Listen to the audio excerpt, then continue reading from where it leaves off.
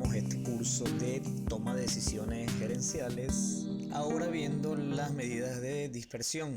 Las medidas de dispersión son otra forma de analizar cómo es la variación de nuestros datos. Recordemos que las variaciones pueden tener dos clases o dos orígenes, una aleatoria, entendiendo por ella que su causa es desconocida, y otra imputable o también llamada asignable, cuyas causas podían ser descubiertas y eliminadas tras un diagnóstico correcto de nuestros datos. Muchas veces nos ayuda mucho la visualización de los datos o la interpretación gráfica de esos datos. Ahora vamos a ver y a resolver unos ejemplos en Excel donde manejaremos cuáles son las medidas de dispersión más usadas en estadística descriptiva. Estas medidas entonces lo primero que hacen es que miden la variabilidad de nuestros datos. En la clase anterior veíamos unos datos de producción de pollo a escala anual y al menos gráficamente daba la impresión de que nuestros datos tenían una alta variación.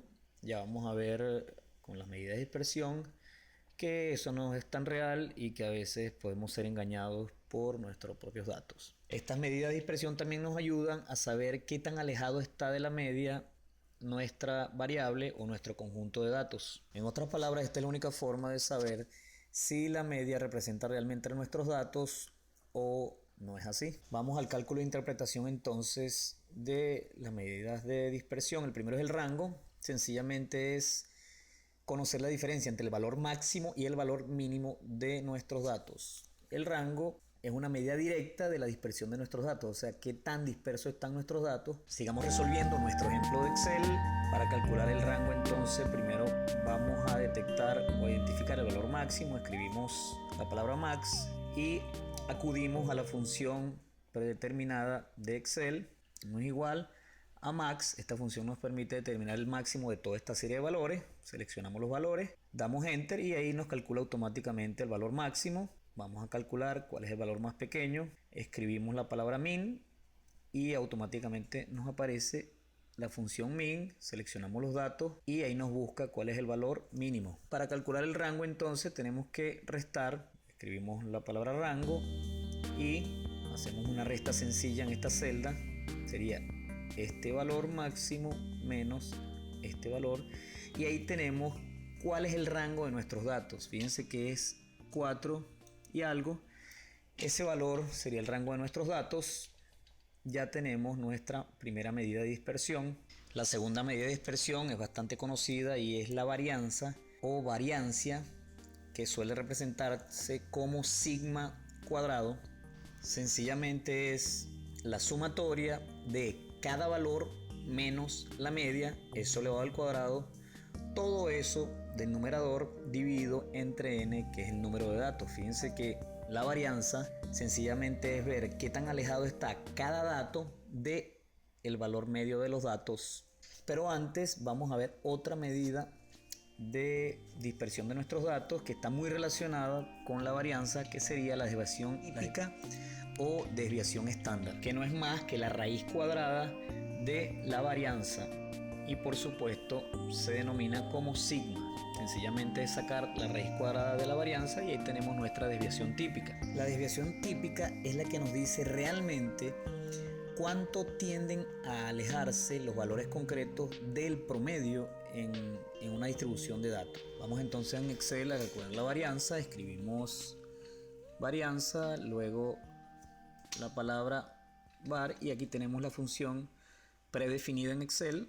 Seleccionamos nuestros datos y ahí tenemos el valor de la varianza. Vamos a reducir la cantidad de decimales. Ahí tenemos la varianza y de una vez vamos a calcular la desviación estándar o desviación típica del conjunto de datos.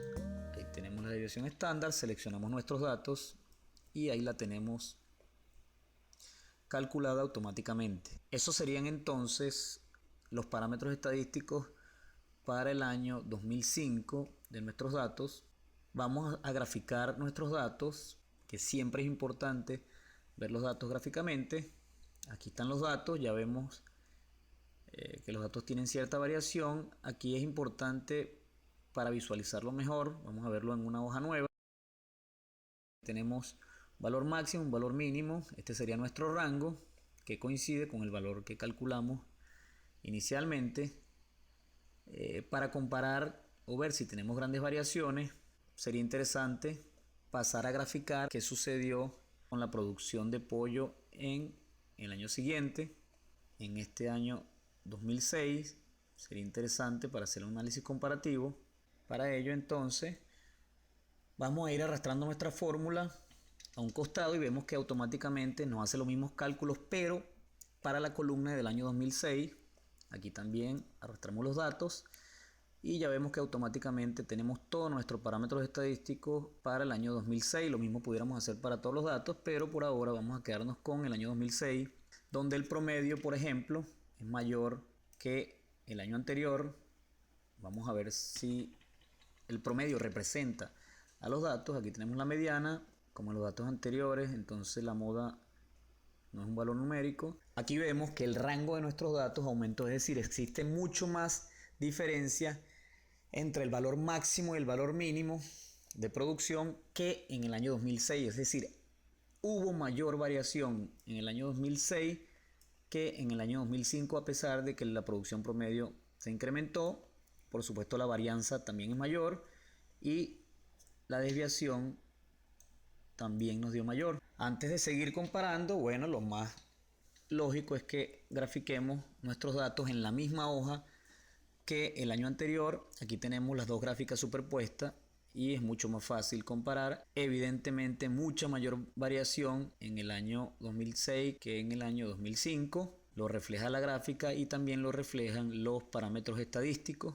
Para comparar numéricamente con algún parámetro estadístico debemos calcular lo que se llama el coeficiente de variación, que es muy sencillo, es dividir la desviación típica entre la media. Mucha gente no sabe interpretar o usar el coeficiente de variación. Este coeficiente de variación puede representarse como porcentaje.